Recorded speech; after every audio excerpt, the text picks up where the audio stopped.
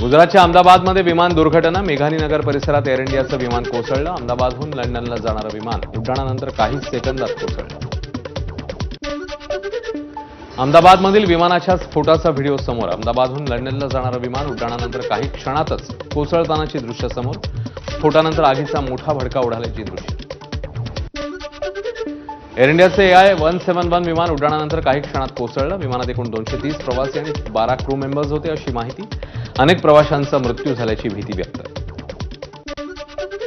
विमान अपघातात सर्व 242 प्रवाशांचा मृत्यू झाल्याची माहिती. दुर्घटनेत कुणीही बचावलं नाही. AP वृत्तसंस्थेची माहिती. अहमदाबाद पोलीस आयुक्तांची AP वृत्तसंस्थेला माहिती. अपघात झालेल्या विमानात 169 भारतीय नागरिक होते. 53 ब्रिटिश, 7 पोर्तुगीज, 1 कॅनडाचा नागरिक असल्याचीही माहिती.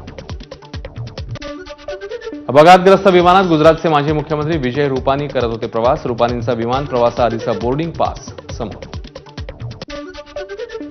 विमान दुर्घटनेतील मृतांची ओळख पटत नसल्यानं DNA चाचणी करण्याची आवाहन. गुजरात सरकारकडून नातेवाईकांना DNA सॅम्पल्स रुग्णालयात जमा करण्याची विनंती.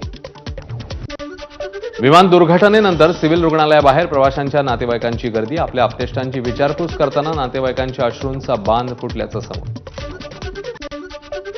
अहमदाबादच्या BJ मेडिकल कॉलेजच्या इमारतीवर कोसळलं एअर इंडियाचं विमान. रुग्णालयातील 15 डॉक्टर्स जखमी झाल्याची माहिती. रुग्णालयाच्या TB विभागावर विमान कोसळलं.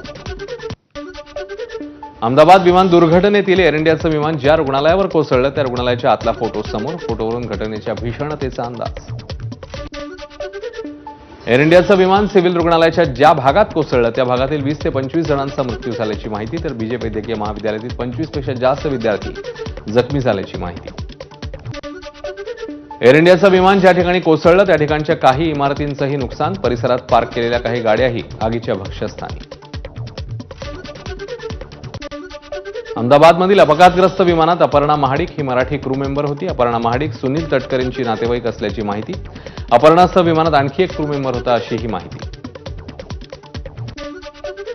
विमान दुर्घटनेनंतर परिसरात मोठ्या प्रमाणात धुराचे लोट. उड्डाण करताना विमानाचा अपघात.